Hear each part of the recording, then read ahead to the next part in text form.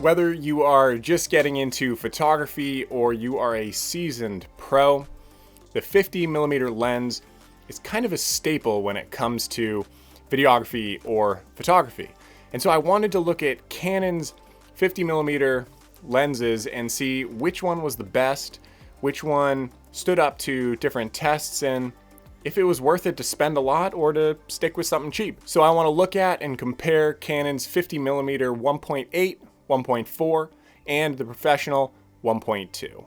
So right off the bat, when you're looking at the lenses, I think the first biggest thing is the price. And so starting with the 50mm 1.8, that's kind of your consumer entry-level 50mm lens, and it starts at around $125. These are all kind of prices that I've seen on B&H, Adorama, or Amazon. When you have the 1.4, you're looking at around $300, and looking at the L series lens, the 51.2, that's starting at around $1,200, $1,300. All these prices as well are brand new. So let's just jump right into it, get into the nitty gritty. None of these tests that I'm doing are scientific. I just wanted to get out there, start shooting, do a couple tests just to see, with video specifically, which lens would be best suited for what I need, would be best suited for something maybe that you guys would need. And again, do the prices match up with the performance of each lens? So with that, I wanted to run 3 different tests. Again, this isn't exhaustive. These are just the first things that kind of popped into my head that I'd be looking for when it came to a lens. And that was the Boca Test, the overall image test, and the autofocus test. Whenever I shoot video, those are kind of the things that I'm looking for. You know, what's the depth of field like? What's the autofocus like? Is it going to be able to keep up with my 1DX Mark II and the autofocus capabilities that it has? And is the overall image nice and clean and sharp and crisp?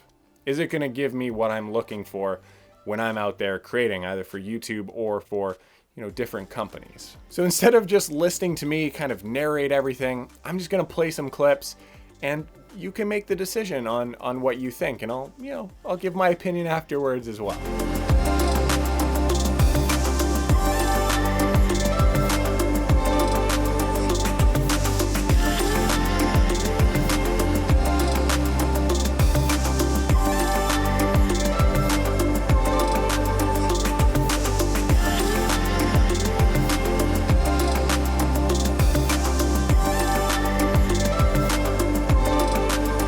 So with the Boca Test, honestly, you could see a little bit of chromatic aberrations or a little difference in kind of the bokeh ball and how it was shaped. I think with the 1.2, it's just a little bit more spherical, which again is just more pleasing to the eye, gives a better look to your image. But I don't think the difference is that noticeable between the 1.2 and the 1.8.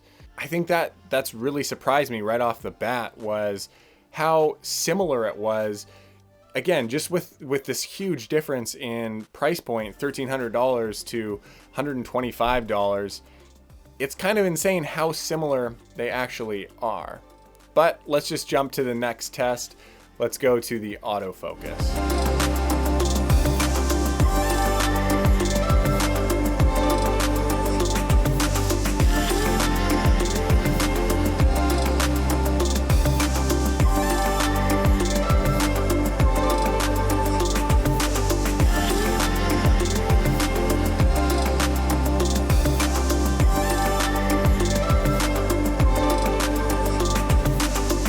So again, with autofocus, I was pretty impressed by each lens. Each lens did a fairly decent job. There wasn't too much hunting.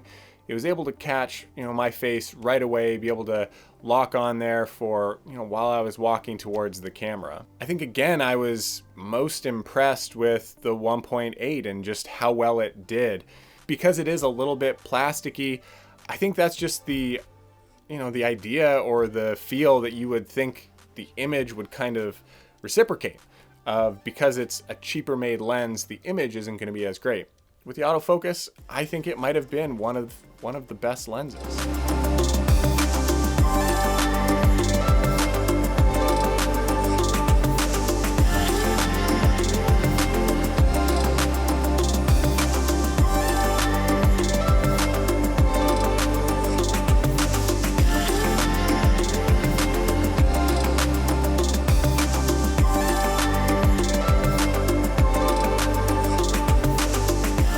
Lastly, the overall image test.